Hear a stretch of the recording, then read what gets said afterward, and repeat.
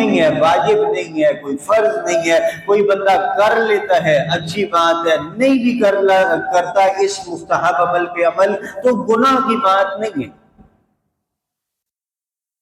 کوئی بندہ ایسا ہے کہ جس کی جسم کے بالوں کی صفائی کیے ہوئے، ناخنوں کی صفائی کیے ہوئے 40 دن سے زیادہ گزرے، تو اس آدمی کے لیے ضروری یہ ہے کہ گناہگار ہونے سے خود کو بچائے اور اپنے ناخنوں کی، اپنے جسم کی، بالوں کی صفائی پہلے کرے۔ اسلام نظافت کا دین ہے، صفائی کا دین ہے۔ تو یہ 10 دن کیا ہے؟ اللہ کو ان 10 دنوں کی عبادت بڑی محبوب ہے۔ میں نے عرض کیا تھا آپ صلی اللہ علیہ وسلم نے کیا فرمایا؟ ایک دن کا روزہ سال کے روزوں کے برابر، رات کا قیام لیلۃ القدر کے قیام کے برابر، اور ارشاد فرمایا کہ جو عرفہ کا دن آئے گا، 9ویں ذی الحج کا جو دن آئے گا، جس کو حج کا دن کہتے ہیں، فرمایا اس دن کا روزہ آپ صلی اللہ علیہ وسلم نے ارشاد فرمایا احتسب علی اللہ، میں اللہ سے یہ گمان امید کرتا ہوں کہ ایک سال گزشتہ اور ایک سال آئندہ کے گناہوں کا کفارہ بنے گا۔ ایک دن کا روزہ 2 سال کے گناہوں کی معافی کا ذریعہ۔ حج والا دن ہے جو، اس دفعہ تو الحمدللہ دونوں کا اکٹھا ہی آ گیا۔ سعودی عرب میں بھی 9 تاریخ ہوگی، ادھر بھی 9 ہی ہوگی، ورنہ اپنے ملک کے اعتبار سے جو تاریخ ہوتی ہے وہی عرفہ کا دن ہوتا ہے۔ تو حاجیوں کے ساتھ مشابہت کیا ارشاد فرمایا؟ ایک دن کا روزہ عرفے کے دن کا ایک سال گزشتہ گناہ، ایک سال آئندہ کے گناہوں کا کفارہ بنے گا۔ لیکن اس سے مراد کیا ہے؟ صغیرہ گناہ، اللہ خود ہی معاف کر دے گا روزہ رکھے گا تو۔ کبیرہ گناہوں کے لیے ضروری ہے کہ یہ بندہ توبہ کرے، کسی کا حق دبایا ہے اس کا حق ادا کرے، اگر نمازیں اس کے ذمہ باقی ہیں وہ ادا کرے، کسی کے ذمہ کسی کا قرض لینا ہے وہ ادا کرے، اس کے ذمہ کوئی روزے باقی ہیں وہ ادا کرے۔ باقی جو چھوٹے گناہ ہیں، صغیرہ گناہ ہیں، ان روزوں کے رکھنے کی وجہ سے اللہ کریم ان کو معاف کرے گا۔ تو ہمارے صغیرے بھی تھوڑے تو نہیں ہوتے، لیکن یاد رکھیں صغیرہ گناہ جو ہوتا ہے نا، صغیرہ گناہ، اس کے بارے میں علماء فرماتے ہیں جو صغیرہ گناہ بھی آدمی بار بار کرتا ہے نا، بار بار کرتا ہے، پھر یہ صغیرہ نہیں رہتا، پھر یہ بھی کبیرہ ہی بن جاتا ہے۔ صغیرہ تب ہوتا ہے کہ کبھی کبھار اس سے کوئی گناہ ایسی نافرمانی ہو، اگر بار بار یہی کر رہا ہے، بار بار یہی کر رہا ہے تو پھر یہ صغیرہ نہیں رہے گا، یہ کبیرہ بن جائے گا۔ تو یہ مہینہ اور اس مہینے کا پہلا عشرہ یہ فضیلت والا ہے۔ فضیلت کی 2 وجہ ہیں بڑی، جو پورے سال کے اندر ایسی 2 عبادتیں اللہ نے ہمیں دے دی ہیں، پورے سال کے اندر وہ 2 عبادتیں بندہ نہیں کر سکتا۔ اس ماہ مقدس کا پہلا عشرہ کیوں فضیلت والا ہے؟ اللہ نے 2 عبادتیں ایسی مقرر کر دی ہیں جو باقی سال کے ایام میں کوئی بندہ نہیں کر سکتا۔ ایک تو قربانی کا عمل ہے،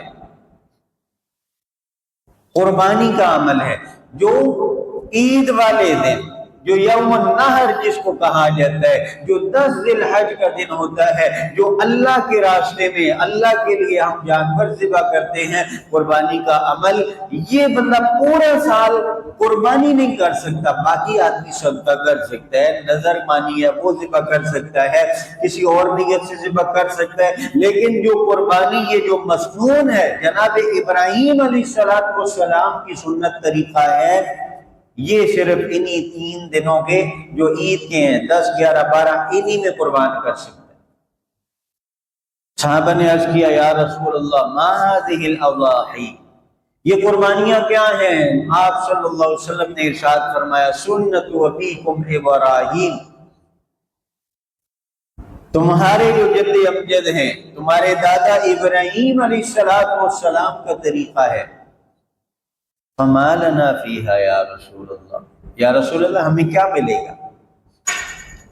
آپ صلی اللہ علیہ وسلم نے ارشاد فرمایا بِكُلِّ شَعْرَةٍ حَسَنَةٍ، ایک ایک بال کے بدلے میں اللہ نیکی عطا فرمائی۔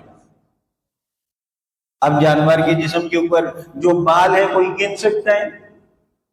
بکرا ہے، دمبا ہے، بیل ہے. آپ صحابہ نے پوچھا یا رسول اللہ فصوف یا رسول اللہ، یا رسول اللہ بکرے کے تو بال ہیں، تو یہ جو دمبے کے اوپر اون ہوتی ہے اس کا کیا بنے گا؟ آپ صلی اللہ علیہ وسلم نے ارشاد فرمایا اون کے بھی ایک ایک بال کے بدلے میں اللہ تمہیں ایک نیکی عطا فرمائے گا. یہ قربانی پچھلی امتوں میں بھی رہی ہے. سب سے پہلی جو قربانی ہوتی ہے جناب آدم علیہ السلام کے 2 بیٹوں نے قربانی کی ہے. 6 سپارہ فرمایا وَاتْلُ عَلَيْهِمْ نَبَأَ ابْنَيْ آدَمَ بِالْحَقِّ إِذْ قَرَّبَا قُرْبَانًا فَتُقُبِّلَ مِنْ أَحَدِهِمَا وَلَمْ يُتَقَبَّلْ مِنَ الْآخَرِ. میرے محبوب صلی اللہ علیہ وسلم آپ تلاوت کریں، اپنی امت کو بتائیے جناب آدم علیہ السلام کے 2 بیٹوں کا قصہ، ان کا 2 واقعہ. اِذْ قَرَّبَا قُرْبَانًا، جب ان دونوں نے قربانی پیش کی، فَتُقُبِّلَ مِنْ أَحَدِهِمَا، ایک کی قربانی کو اللہ نے قبول کر لیا، وَلَمْ يُتَقَبَّلْ مِنَ الْآخَرِ، دوسرے کی نہیں قربانی نہیں مقبول ہوئی. اب دیکھیں یہاں پہ اللہ کے ہاں بہترین چیز دینا اللہ کو کتنا محبوب ہے. جو حضرت حابیل تھے آدم علیہ السلام کا وہ بیٹا جس کو قابیل نے قتل کیا، حابیل نے بہترین قسم کا دمبا ذبح کر کے پہاڑ کے اوپر جا کے رکھ دیا. اب قابیل کا دل اتنا نہیں تھا، اس نے تھوڑا سا ردی قسم کا غلہ اٹھایا، اس کو جا کے پہاڑ کے اوپر رکھ دیا. اور دستور یہ تھا، ابن کثیر لکھتے ہیں کہ جس کی قربانی اللہ قبول کر لیتا اس کو آگ آتی جلا کے راکھ کر دیتی. اب آگ آئی، حابیل کا دمبا اس نے جانور جو ذبح کیا تھا جلا کے راکھ کر دیا، قابیل کا ادھر ہی پڑا رہا. اب وہ اور تیش میں آگ. اللہ کو ردی مال پسند نہیں ہے، اسی لیے ارشاد فرمایا بہترین قسم کا جانور ہو. تو آدم علیہ السلام کے 2 بیٹوں کی قربانی، انہوں نے جو قربانیاں کی سب سے پہلے ابتدا ہوتی. اب پھر جناب ابراہیم علیہ السلام نے بیٹے کی قربانی پیش کی. کوئی تصور کر سکتا ہے اگر اللہ ہمارے اوپر کر دیتا؟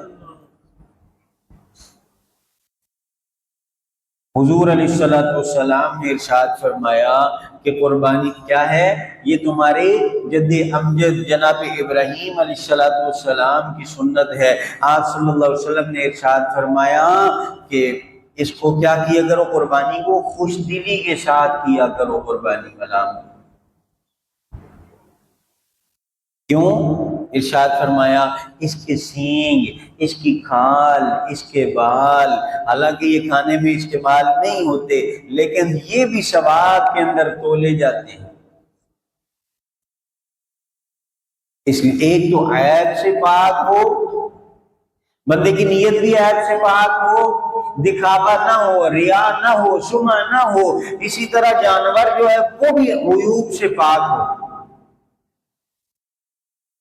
موٹے موٹے جو ہے میں آپ پوچھ بھی لیا کریں، یہاں باہر پینافلیکس انشاءاللہ میں لگوا بھی دوں گا، اس پہ ہم نے چھپائے ہوئے ہیں. موٹے موٹے کیا ہیں؟ سینگ ٹکے ٹوٹا ہوا نہ ہو، ٹانگ سے لنگڑا نہ ہو، دم کٹی ہوئی نہ ہو، کان کٹا ہوا نہ ہو. اس میں ایک اصول یاد رکھ لیں کہ اگر 3 حصے کر لیں، ایک حصہ یا اس سے زیادہ ٹوٹا ہوا ہے، چاہے سینگ ہے، کان ہے، تو یہ کیا ہے؟ یہ اس کے اندر عیب شمار ہوگا، اس جانور کی قربانی نہیں ہوگی. اگر اس کا تہائی 3 حصے کرے تو ایک حصہ آخری جو بچ جاتا ہے اس سے کم اگر ٹوٹ جاتا ہے، سینگ ہے چاہے کان اس طرح سے کٹا ہوا ہے، تو اس کی قربانی کیا ہے؟ آدمی کر سکتا ہے. ہڈیوں کا ڈھانچہ نہ ہو، چلنے پھرنے والا ہو، لنگڑا نہ ہو.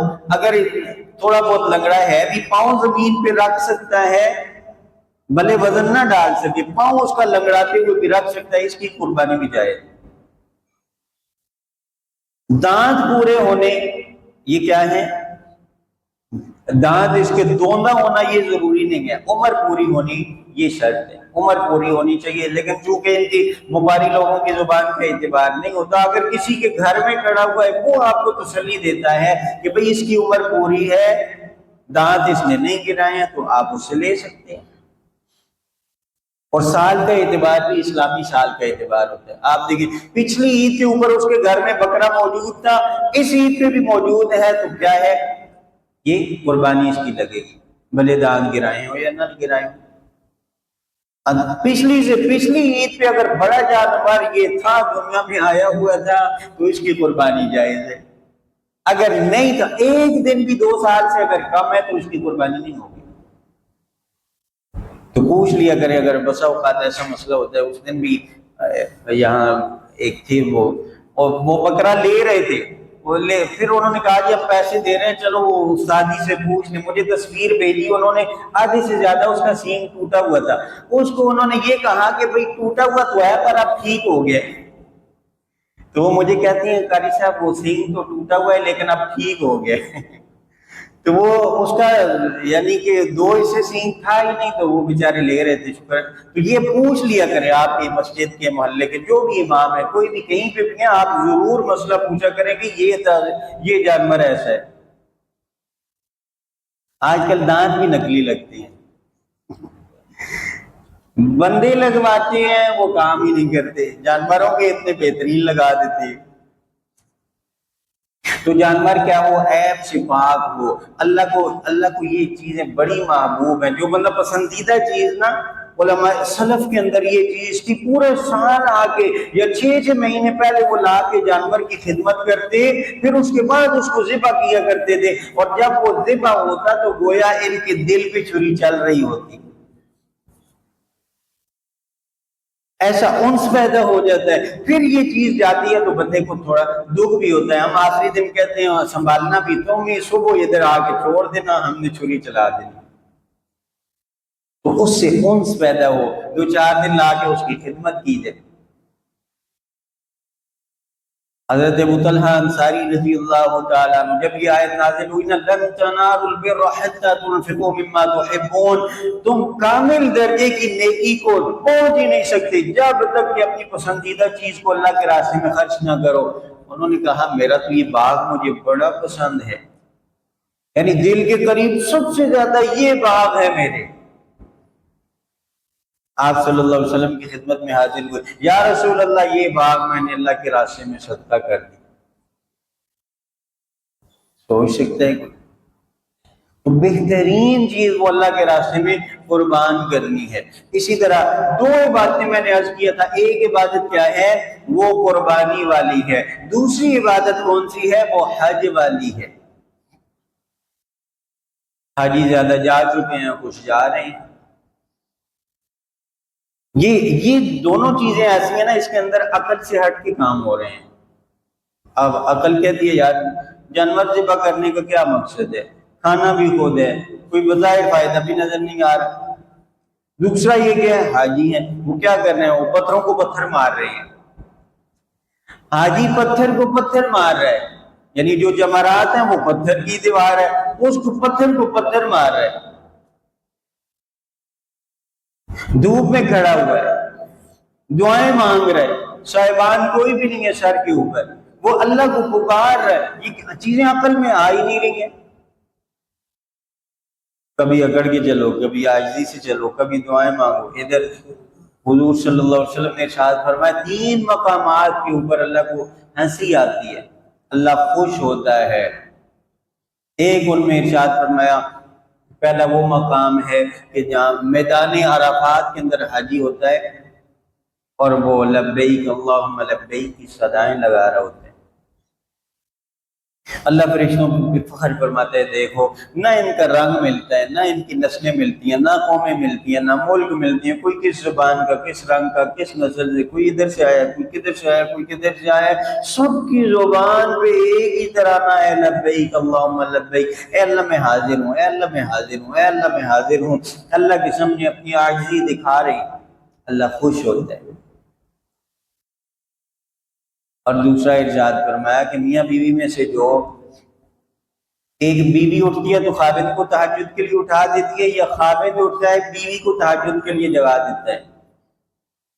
اللہ بڑا خوش ہوتا ہے اس پہ، دیکھو یہ میرا بندہ، یہ میری بندی میرے سامنے کھڑے ہونے کے لیے بے چین ہے، بے تاب ہے، خود بھی اٹھا دوسرے کو بھی اٹھا رہے ہیں۔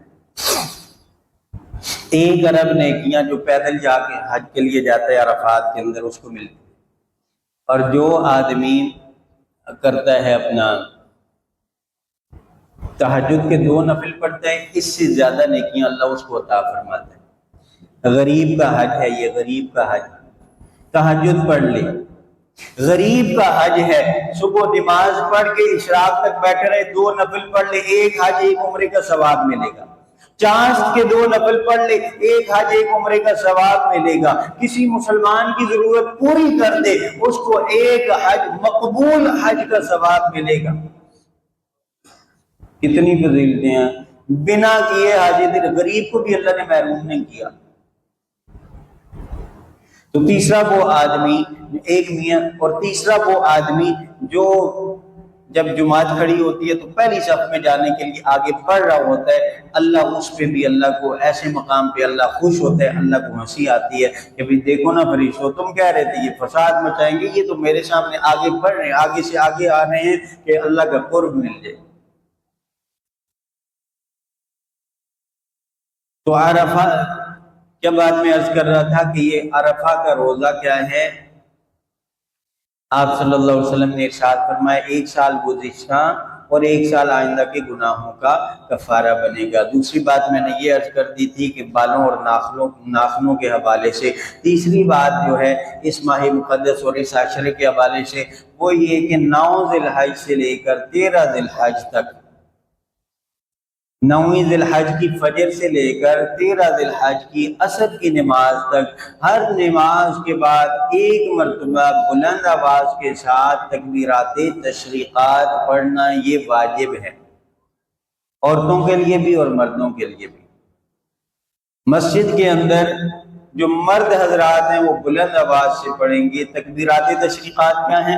اللہ اکبر لا الہ الا اللہ واللہ اکبر وللہ الحمد۔